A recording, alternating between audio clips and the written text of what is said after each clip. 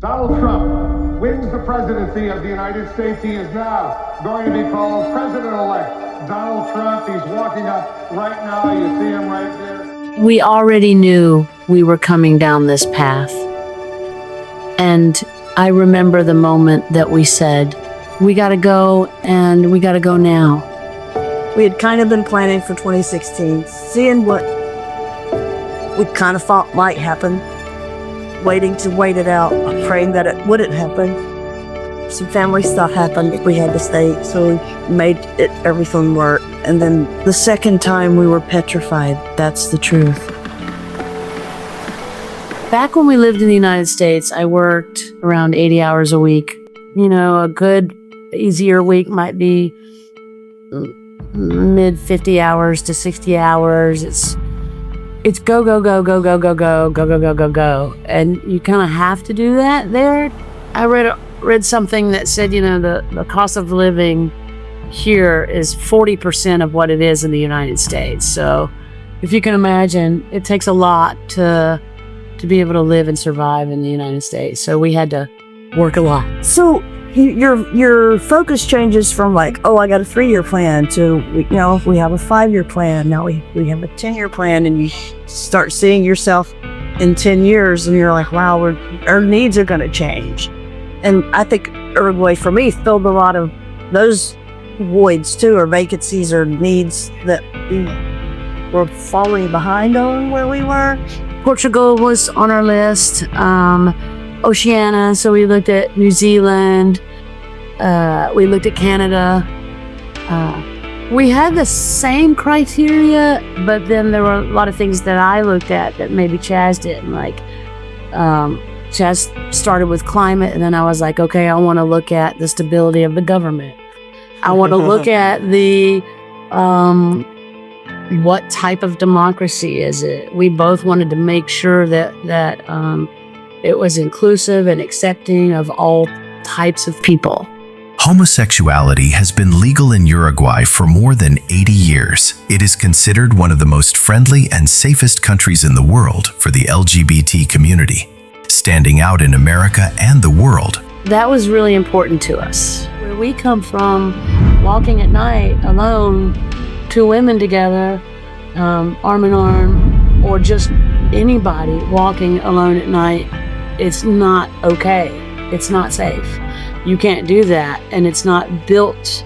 Most of the communities are not built for that, and it's just not safe. But here, you can. It may sound silly, but I thought of climate first. So I'm like, okay, Canada could be a good option, but it's just so cold. We're not getting any younger. So it kind of started with climate, and then it just blossomed from there. It's like every question we ever had kept going back to Uruguay, and we're like, okay, every you know, it's like, okay, we want strength. We want, you know, maybe near the beach would be nice. Where could we afford to be coastal? Where could we afford to Coastal and not be afraid. rural and be rural at the same time? And not, you know, so it just started, every question kept snowballing to here. We narrowed it down, and so the top 3 were Portugal, Canada, Uruguay.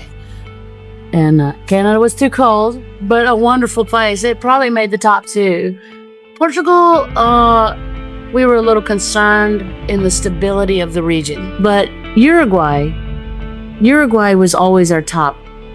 Educationally, I think Uruguay is more advanced, you know, in terms of being able to pursue an education, and just the level of education throughout the different phases of your life. It's just, the educational system was kind of faltering. We like to hang out with smart people and have smart conversations. I heard an interview recently, I don't know who it was from, but he was saying the difference between Estados Unidos and Uruguay is that the focus in the culture is on community first. And in the United States, it's the exact opposite. It's on individual first, and we wanted that community. And for me, it was the final yes, was just reading about all of your diversity and inclusion laws. That was what we were most afraid of. do we want to be in the city? Do we need to be in the city because of our language skills, or can we live rurally? And so we had already made those decisions, but once I started reading about some of your diversity and inclusion laws and a couple of your presidents, and I was just like, yes, that's it.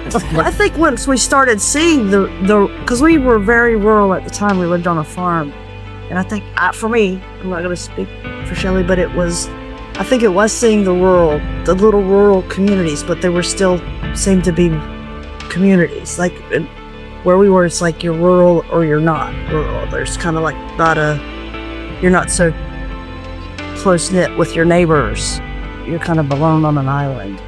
And the more diverse your lifestyle is, it even becomes more that way because there's not a lot of people around you like you to begin with. So the more removed you become, the more isolated you feel from that belonging feeling, I think. And you just kind of see what was happening, and then watching videos, and I think it just in the community part of it was like, these people, I think these are our people. I think I found my people. We had sold our house and we weren't sure. Do we need a relocation specialist? We read all of this stuff. I went through and got all of our documents that I thought we would need. And I was like, Chas, I think it's too much. We've got to have somebody help us. Mm-hmm. And we had sold our house, so that we owned a home, and that had to be sold. We came here with 4 suitcases and 3 cats.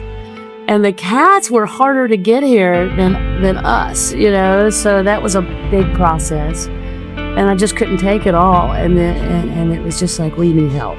I mean, I love you guys. And I think that everybody should talk to you guys. And you're just so very organized and very thoughtful and very thorough.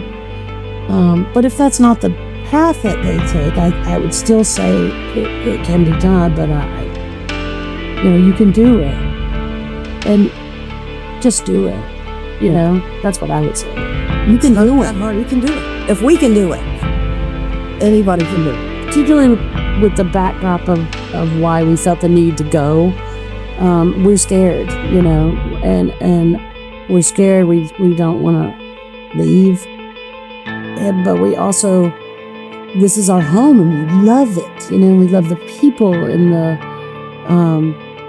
the process. Yeah, after meeting you guys, I mean, it was just, I feel like it was step by step and so organized and belayed my fears, and I felt like it's okay. We were so afraid.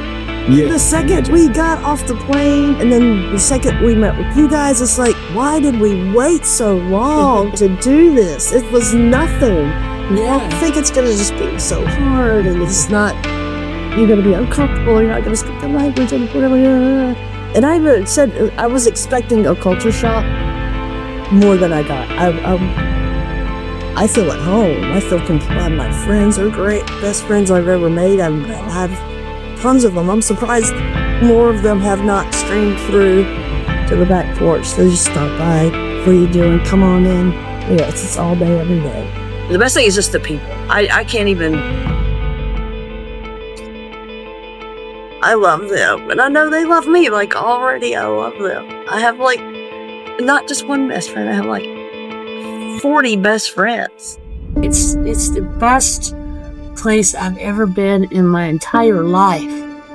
And it is because of the people. And I don't know, I'm gonna cry. I can't say it without crying, but it's just